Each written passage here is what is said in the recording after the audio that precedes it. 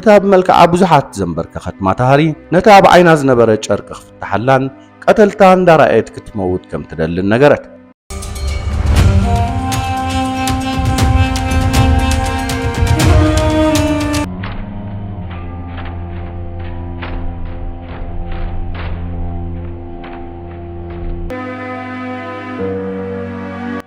ካብ ስፔን ማድሪድ ተበጊሳ ናብ ኣምስተርዳም ኣብ ተመርሕ ዝነበረት መርከብ ኣብ ወደብ ፖርስማውዝ መቐልሕ ምስ ደርቤት ዝነበረ ወተሃደራት እንግሊዝ ነታ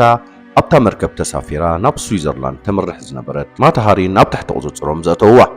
እቶም ነታ መልክዓ ቀልቢ ኩሉ ዝስሕብ መንገደኛ ኣብ ትሕቲ ቁፅፅር ምስ ኣውዓልዋ ብመንግስቲ ጀርመን ሰላይት ከም ዝኾነት ሓበሬታ በፂሕዎም ከም ዝኾነ ብምግላጽ ቃላ ከቕበልዋ ጀመሩ። እታ ዘለዋ መልክዕ ንኩሉ ክህንን ዝኽእል ማታሃሪ እቶም መርመርቲ ዝሓትዋ ዝነበሩ ሕቶታት ኣዝዩ ኣበሳጪዋ ነበረ። ብዝተረጋገአ መንፈስ መልሲ ክትህብ ድሕሪ ምጽናሕ ብሃንደበት እዛ ኣሰልቻዊ ሕቶታትኩም ደው ኣብሉ እወ ሰላይቴ ንሙሴ ጆርጅ ላሉ ብቴሌግራም ጌርኩም ሕተትዎ ናይ ፈረንሳ ትካል ስለያ ተቆፂረ ዝሰርሕ ኣቐባሊት ሓበሬታ ሰራሕተኛ በለት ብሕርቃን ዝኣክል ስምዒታ ክትቆጻጸር ኣይከኣለትን። ኣብቲ ግዜቲ ሽምቲ ቀንዲ ትካል ስለያ ፈረንሳ ዝኾነት ዝጠቐሰት ማታሃሪ ካብኡ ኣይሕለፉ ብምባል ካብ ቦርሳኣ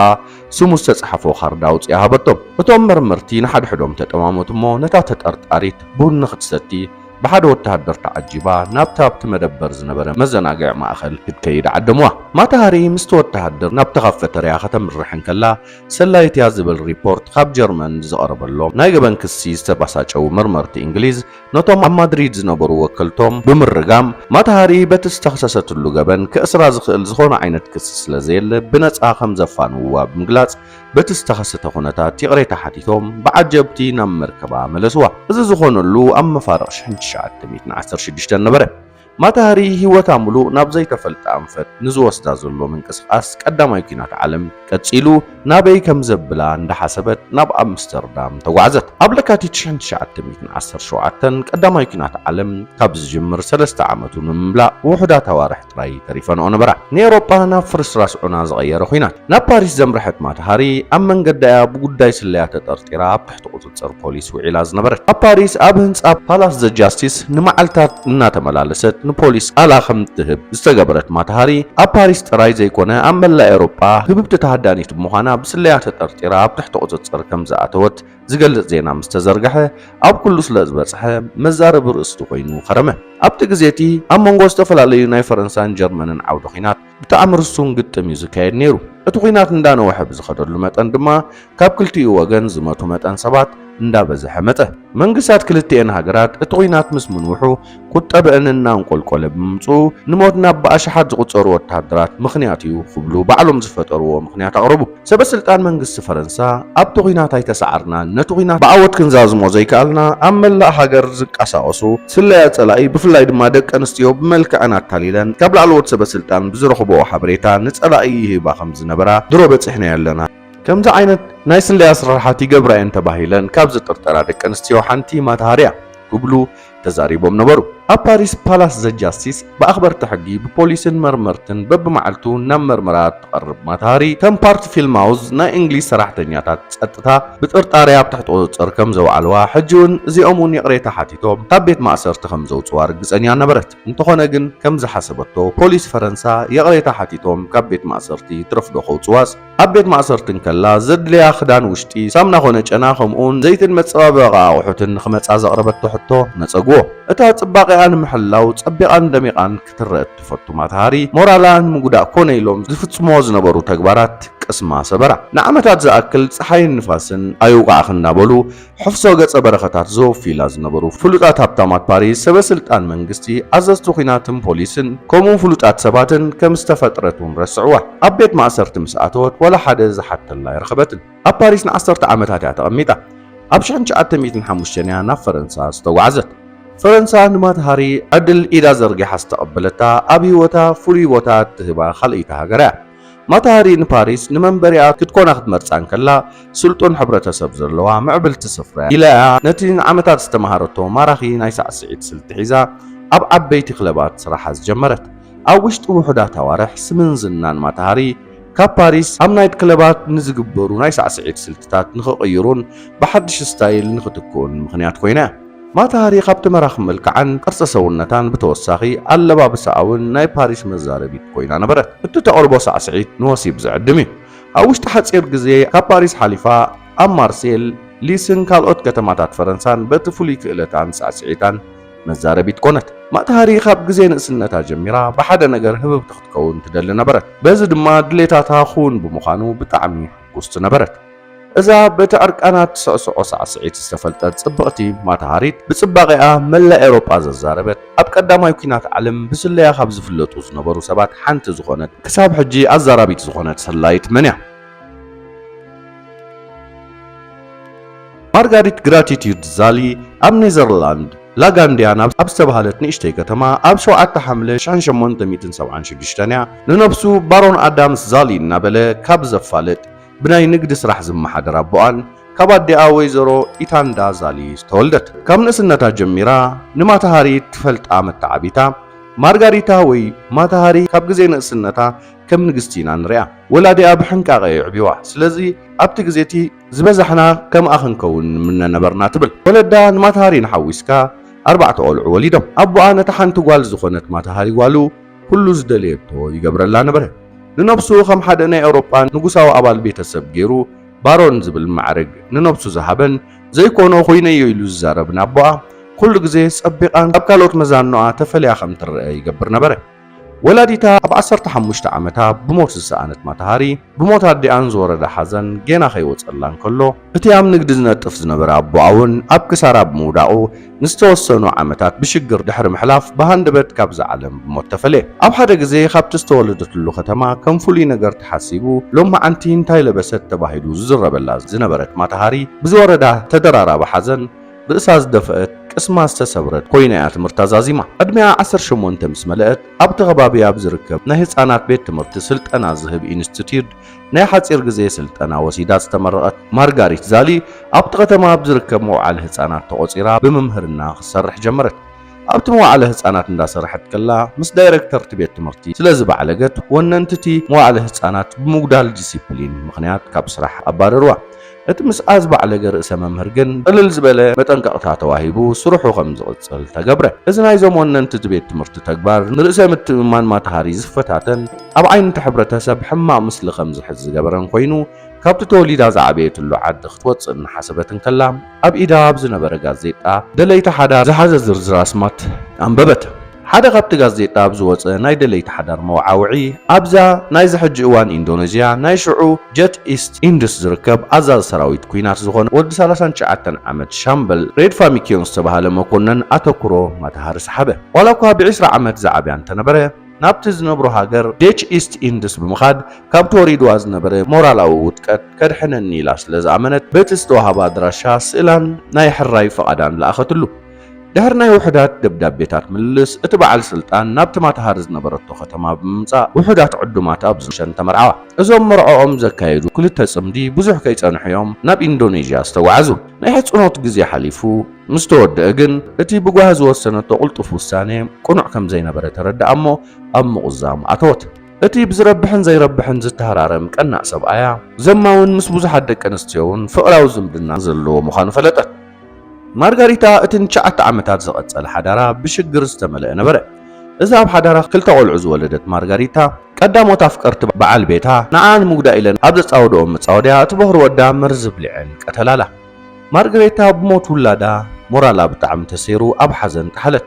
ዝቐጸለ ዓመታት እተን ተጻረርታ ነታ ተሪፋ ዝነበረት ጓላውን ከይቀትላላ ኣብ ሻቆሎትን በቲ ዝኸውንን ዘይከውንን ዝሃርማ ዝነበረ በዓል ቤታን ተጨናኒቓ ኣዝያ ሕማቕ ግዜ ከም ዘሕለፈት ኣብቲ ድሕሪ ክንደይ ዓመት ዝተረኽበ ዲያሪኣ ተጻሒፉ ተረኽበ። ማታሃሪ ኣብቲ ዝነበራ ሓዘን ዝመልኦ ዘይሕጉስ ህይወት ምግልጋል ኢላ ኣብቲ ሃገር ዝነበረ እምነት ሂንዱ ብምኻድ ኣብ ቤተ ጸሎቶም ብጸጥታ ብምቕማጥን ምዝዋርን ስራሕ ኢላ ተተሓሓዘቶ።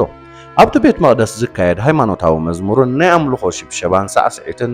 ኩሉ በብሓደ ኣብ ደብተራ ብምጽሓፍ ናብ ዘይትፈልጦ ሕቡእ ግን ከዓ ሰላም ዝህብ ሓድሽ ምዕራፍ ተሰጋገረት። ኣብ መጀመርያ 1900 ድማ ምስ ሻምበል ዝነበራ ሓዳር ብቤት ፍርዲ ምፍራስ ተፈላለዩ። እታ በዓል ቤታን ወሻሽሙኡን ብዘውርዱላ ዝነበሩ መጥቃዕትታት ዕረፍቲ ዝሰኣነት ማታሃሪ ካብ ኢንዶኔዥያ ንዝነበራ ናይ 9 ዓመታት ጻንሖት ዛዚማ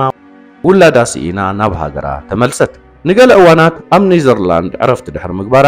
ናብ ፈረንሳ ኣቕንዐት። ናብ ፈረንሳ ድሕሪ ምኻዳ ነቲ ንዓመታት ዘጽንዓቶ ቅዲ ሳዕስዒት ምስ ናይ ፈረንሳ ባህላዊ ሳዕስዒት ብምውሃድ ማታሃሪ ኢላ ዝሰመየት ሓድሽ ዓይነት ስምዒት ወዲ ተባዕታይ ዝቐስቅስ ሳዕስዒት ኣብ ፍቐዶ ናይት ክለባት ምውዕዋዕ ስራሕ ኢላ ተተሓሓዘቶ። ፍሬንች፣ እንግሊሽ፣ ዳች ከምኡውን ቋንቋ ማልያ ኣጽሪያ እትዛረብ ማታሃሪ ስማ ማታሃሪ ወይ ድማ የማናይ ዓይኒ ዝብል ትርጉም ከም ዘለዎ ብምግላጽ ብዙሓት በዚ ስም ተላለየቶም። ኣዝዩ ማራኺ ሕብርታት ዘለዎም ልብስታት ብምልባስ ሳዕስዒታት ጅምር ማታሃሪ ቀስ በቐስ ክዳውንታ እናውፀት ቀልብን ስምዒትን ዕዱማት ብምስሓብ ዕርቃና ኮይና ብምስዕሳዕ ስማ ብሓንሳብ ኣብ መላእ ፈረንሳ ተላብዐ። ማታሃሪ ናይ ሳዕስዒት ምርኢታታት ተቕርበሎም ኣለዉ ዝበሃሉ ናይት ክለባትን ሆቴላትን በብምሸቱ ብሃብታማት ሰብ ጸጋ ላዕሎት ኣዘዝ ሰራዊት ሰበስልጣንን ነጋዶን ናይ ስነ ጥበብ ሰባትን ብብዝሒ ዝርከብሉ ስለ ዝነበረ ዝጸመደትሎም ብቐሊል ንኽትረክብ ብዙሕ ኣይትሽገር ነበረት። ኣብ ውሽጢ ውሕዳት ኣዋርሕ ብፍቕራ ዝተማርኹ ኣብ ዝኣተወቶ ዝኣቱ ዘድልያ ዘበለ ንኸማልኡላ ዝቀዳደሙ ሰበስልጣን መንግስትን ነጋዶን በርከቱ። በቲ ተቕርቦ ዕርቃንካ ኾንካ ትስዕስዖ ሳዕስዒት ጥራይ ዘይኮነ በቶም ዝኸብዋ ዝነበሩ ብዙሕ ሰበስልጣናት ማታሃሪ ኣተኩሮ ጋዜጠኛታት ክትስሕብ ከኣላት። ማታሃሪ እታ ፓሪስ ዝጀመረቶ ሓድሽ ህይወትን ትጎናጸፎ ዝነበረት ስምን ዝናን ኣብ ፓሪስ ጥራይ ዘይኮነ ኣብ ጀርመን፣ እንግሊዝን ስፔንን ናይ ሳዕስዒት ምርኢት ከተቐርብ ብዘይምቁራጽ ዕድመ ዝውሕዛ ዝነበረት ፍልጥቲ ሳዕስዒት ብምዃና ኣብ ጋዜጣታት ብምቕራብ ብዛዕባ ነብሳን ሳዕስዒታን መግለጺታት ክትህብ ጀመረት። እንተኾነ ግን ማታሃሪ ብዛዕባ ትውልዳን ኣተዓባብያን ካብቲ ሓደ ናብቲ ሓደ ጋዜጣ ትህቦ ዝነበረት መልስታት ዘይራኸቡን ሓቅነት ዘይነበሮምን ነበሩ። ደስ እንተይልዋ ካብ ኣብ ኢንዶኔዥያ ዝርከብ ንጉሳዊ ቤተሰብ የመጽኢላ ንሓደ ጋዜጣ ተዛሪባ ነቲ ሓደ ድማ ወለዳ ካብ ክልተ ናይ ኤውሮጳ ንጉሳዊ ቤተሰብ ዝመጹ ከም ዝኾኑ ትዛረብ። ንጋዜጠኛታት ኣብ ትህቦ መልስታት ደስ ከም ዘይብላን ትምንዮ ጌራ መልስ ትህብ ዘይምንባራን እቲ ትህቦ መልስታት እውን ንሓድሕዱ ዘይሰማማዕ ብምንባሩን ኣባላት ጸጥታ እንግሊዝ በቲ ጉዳይ ኣተኩሮኦም ተሳሕቡ። እታን ዝደልዮ ነገር ንምርካብ ዝዓክተና ሓይሊ የለን ኢላ ተኣምን ማታሃሪ ልክዕ ዝተፈላለዩ ሰሓብቲ ሕብርታት ከም ዘለዋ ጽምብላሊዕ ናብ ኩሉ ብናጽነት ከም ትበርር ኣነ ድማ ናጽነተይ ዝፈቱ ዜጋ እየ ትብል። ነታ ኣብ መላእ ኤውሮጳ ስም ዝረኸበትሉ ናይ ትልሂት ትርኢት ከተርእን ከላ ምስ ኣብ ፍቆዶ ሃገር ዝርከቡ መሳፍንትን መኳንንትን ትራኸብ ነበረት። ብፍላይ ድማ በቶም ኣብ ዝኸደቶ ሃገር ተላልዮም ዝነበረት ላዕለዎት ኣዘዝቲ ሰራዊት እልቢ ዘይብሉ ገጸ በረኸታት ይብርከተላ ነበረ። ኣፍቀርታ ብሃብቶምን ስልጣኖምን ኣለዉ ዝተባሃሉ ስለዝነበሩ ዘድልያ ኩሉ ብልግሲ ከም ሽልማት ናይ ውድድር ኣፍራስን ናይ ገንዘብ ገጸ በረኸትን ይብርከቱላ ነበሩ። ኣብ በርሊን ምስ ንጉስ ጀርመን ዊልያም ኣልዳዋጅ ጥቡቕ ርክብ ዝነበራ ማታሃሪ ብፍላይ ምስ ወተሃደራዊ ክዳን ዝለበሱ ኣዘዝቲ ሰራዊት ጥቡቕ ርክባት ነበራ። ካብቶም ኣብ ዙርያ ዝኽተልዋ ሰበስልጣን ብናጽነት ዝደልየቶ መሪፃ ምስኡ ተሓድር ነበረት። ብኸምዚ መንገዲ ዕድሚኣ 30 ክሳብ ዝኸውን ህይወታ ብተድላም ፍስሓን ክትመርሕ ዝጸንሐት ማታሃሪ ዝተረጋገአን ቀዋምን ህይወት ንምምራሕ ብምህቃን ብዛዕባ መጻኢ ህይወታ ክትሓስብ ጀመረት። ዕድሚኣ እንዳወሰኸ ምስ ከደ ተእትዎ ዝነበረት መጠን ገንዘቡን ክቕንስ ከም ዝጀመረ ዘስተውዓለት ማታሃሪ ዕድመን መልክዕን ክያዲ ምዃኑ ብምርዳእ ምስትንታንን ምቑዛምን መዓልታዊ ስራሓ ኾነ። ካብ ግዜ ናብ ግዜ ማታሃሪ ነቲ ምቾት ዝመልኦ ድሌታታ እተማልኣሉ ገንዘብ ምርካብ እናኸበዳ ዝመፀ ማታሃሪ መወዳእታኣ ከተሓሳስባን ከጨንቃን ጀመረ። ነዚ መፍትሒ ንምምጻእ ሓሲባ ድማ ሓደ ድራማ ንምቕራብ ምሕሳብ ኩን ንምግባሩ ምንቅስቓስ ጀመረት። ሻሜላ ዝብል ኣርእስቲ ዝሃበታ ሓንቲ ምስ ዘምልኾ ኣምላኽ ብፍቕሪ ዝወድቕ ካህንን ሰላይን ዘተኮረት ፊልም ንምርኢት ንምቕራብ ምድላዋታ ኣብ ምጽፋፍ እንዳሃለወት እያ ኣብ 3 ነሓሰ 1914 ቀዳማይ ኩናት ዓለም ዝጀመረ። ብምኽንያት እዚ ኩናት ድማ እታ ማታሃሪ ንምድላዋ እንተዋሳእታ ሙዚቃን ጸሓፍታን ኣዝዩ ብዙሕ ገንዘብ ዘውጻትላ ምርኢታ ንኸይትረአ ተኣገደት። እቲ ዝበዝሕ ዝነበራ ገንዘብ ዘውጻትላ ምርኢት ንኸይትረአ ብምእጋዳ ንህይወታ ናብ ቅልውላው ደርበያ። ኣብ ጀርመን ኣብ ዝርከብ ሓደ ባንኪ ንሕማቕ ግዜ ይኾነኒ ኢላ ዘቐመጠቶ ገንዘብ ንምውፃእ ናብ ጀርመን ምጓዓዝ ናይ ግድን ኮና። ነቲ ኣብ ጀርመን ዝነበረ ገንዘባ እቲ ባንኪ ክህባ ከም ዘይክእል ሓለፍቲ እቲ ባንኪ ብሓዘን ነገርዋ። ማታሃሪ ብውሳነቶም ጀርመናውያን ብጣዕሚ ሓዘነት። እንታይ ክትገብር ከም ዘለዋ ሓርቢትዋ እንከሎ ሓደ ምሩኽ ናይ መልክዓ ዝኾነ ፈታዊኣ ካብ በርሊን ናብ ሄግ እትጓዓዘሉ ገንዘብ ስለ ዝሃባ ናብ ኔዘርላንድ ኣምርሐት ኣብ ኔዘርላንድ ኣብ ሄግን ኣምስተርዳምን ንሓደ ዓመት ሙሉእ ኣብ ታሕቲ ሓደ ህቡብ ፎቶግራፈር ሞዴል ብምዃን ተቆፂራ እናሰርሐት ይሓሊፋቶ ኣብ ሄግ ኣብ ኤምባሲ ጀርመን ምስ ዝሰርሕ ወተሃደራዊ በዓል ስልጣን ጥቡቅ ርክብ ጀሚራ ዝነበረት ማታሃሪ ካብዚ ጀርመናዊ መኮንን ብእትረኽቦ ገንዘብያ ንሓደ ሓደ ኣድለይቲ ወፃኢታታ ትኸፍሎ ዝነበረት እዚ ካርል ኮሜን ዝተባህለ ጀርመናዊ ንማታሃሪ 20,000 ናይ ፈረንሳ ፍራንክ ከፊልዋ ነበረ እቲ ገንዘብ ብምኽንያት እቲ ኣብ ባንኪ ጀርመን ዝተኣገደ ገንዘባ እቲ እገዳ ክሳብ ዝለዓል ዝተለቅሓቶ ይኹን ወይ ድማ ከምቲ ዝበሃሉ በቲ ትፍለጠሉ H21 ብሰራሓቶ ስራሕ ስለያ ምኽንያት ዝተኸፍለቶ ይኹን ዝፍለጥ የለን ማታሃሪ ኣብ ኔዘርላንድ ኣብ ፀናሓትሉ ሓደ ዓመት ኣባላት ስለያ እንግሊዝ ብጥንቃቐ ይከታተልዋ ነበሩ ነዚ ዘይፈለጠት ማታሃሪ ንፓሪስ ናፈቐታ ናብ ፈረንሳ ቅድሚ ምኻዳ ናብ ኣውስትርያ እንግሊዝን ስፔንን ተጓዒዛ ነበረት ኣብ ዝኸደቶ ሃገር ፃንሖት ምስ ፖለቲከኛታትን ሰበስልጣንን ተሕልፎ ነበረት ካብ ዝተላዕለ እዩ ድማ እንግሊዛውያን ንሰዓታት ዝኣክል ኣብ ትሕቲ ቁፅጥር ኣትዮማ ዝነበሩ ብቑዕ ጭብጢ ክረኽቡላ ስለ ዘይከኣሉ ግን ፈነውዋ እንግሊዛውያን ንፈረንሳውያን መሳርሕቶም ማታሃሪ ናይ ጀርመን ሰላይት ከይኮነት ከም ዘይተርፍ ክከታተልዋ ከም ዘለዎምን ሓበሬታኦም ኣመሓላሊፎም ነበሩ ሓለፍቲ ስለያ ፈረንሳን ላዕለዎት ኣዘዝቲ ፖሊስን ሰበስልጣን ፈረንሳን ዝበዝሑ ኣድነቕቲ ማታሃሪ ስለ ዝነበሩ ናይ እንግሊዛውያን ምኽሪ ሓሳብ ኣይተቐበልዎን ነበሩ ማታሃሪ ናብታ ናፊቓታ ዝነበረት ፈረንሳ ተመልሰት ፓሪስ ኣብ ስጋኣት ናይ ኩናት ነበረት እቶም ኣድነቖቶም እናገለጹ ብብዝሒ ምቕራብ ዕድመ ዓቕላ ዘፅሩላ ዝነበሩ ፈተውታ ሰበስልጣን ዝበዝሑ ናብ ኩናት ወፊሮም ነበሩ እታ ጽሙዋ ዘይትፈቱ ማታሃሪ ዓቕላ ኣፅቢባ ምስ ሓደ ወዲ 21 ዓመት ኣዛዝ ሰራዊት ብርቱዕ ፍቕሪ ሓዛ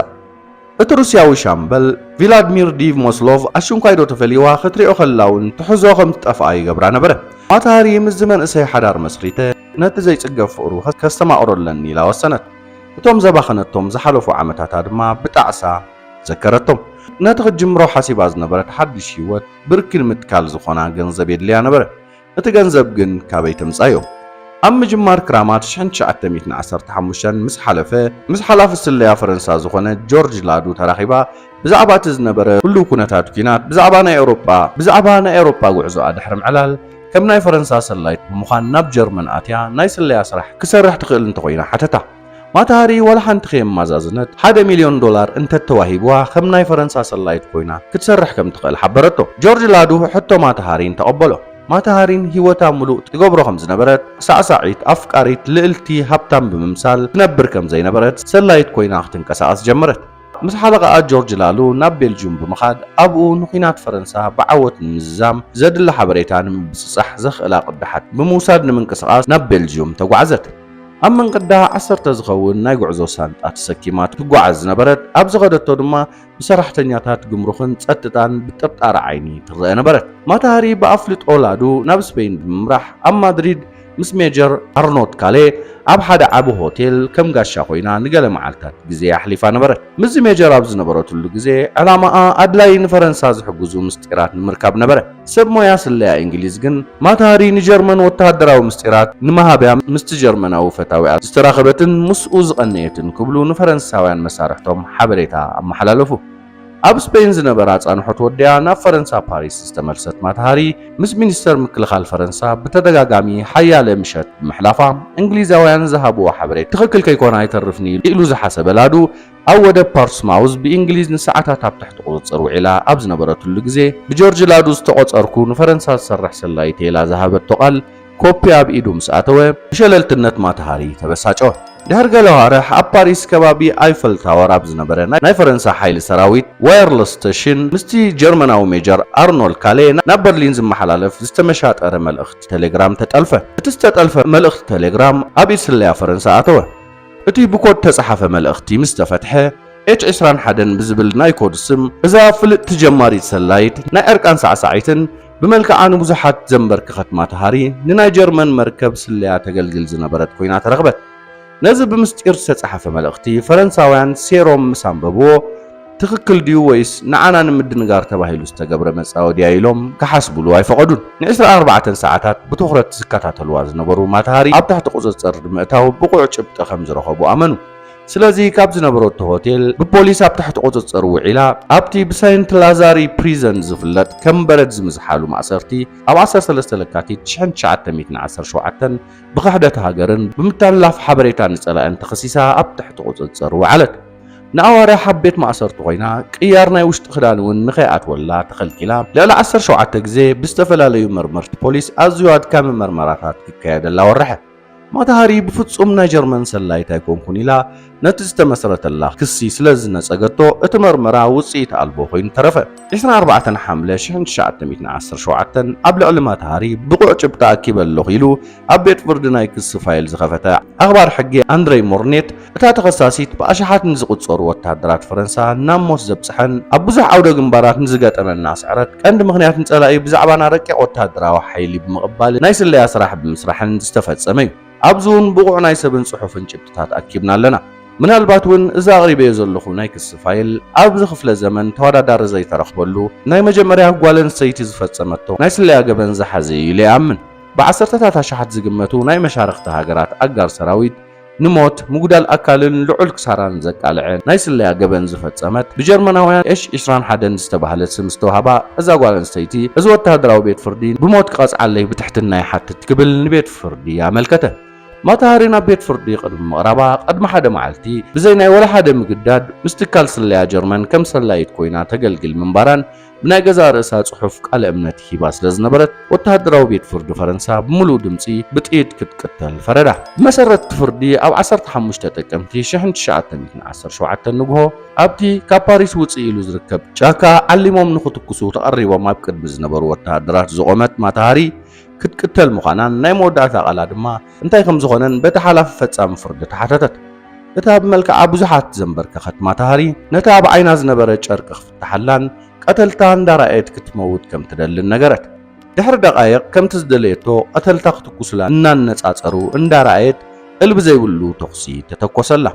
اتزنباتيت وهبتان غرما مغوسان ايقيرون بخرعات شبرخيلا تنبركيخا بغنباران قدميا تدفت اتا نحيالنا اوروبا اززت سراويت بملكع زنبرك ختما تهاري ابت غزي ابلع فرنسان زورد سعرتن كساران تحتاتيت جيروم نقول لحم قطم قبل علي أزدر بيلا ولا كان تفكروا بتقيت جيروم قتلوا نميت عمتات زاكل نما تهرب زملكت نايكس فايل كونه نايقل دبترا بمنغست فرنسا بلعل مستير تتحيزو ناب هزب نخي قرب تأجيدي صنيحو قدم 6 عمتات أبكل تشحن 10 شوعتني وناب هزبي خفوت زغونه شحن كلتا 170 كلتن قص أزلو ناي ما تهاري دياري أبز حج إوان تمرامرت تاريخ ناي مرمر سراح يصرح للو أبطول الدهاجران نيزرلاند لاغانديرا بستبها لختما مذكرتا حولتي تغير الله يركب بستفل عليو أنقاطات لعلم هيت مصحف تستصحف الله لعل 5 بزعبا سرحان هيوتان زتوكرو فيلمتات استسرح الله ما تهاري لومون نمل العالم أزرارابيت كوينا تقصل الله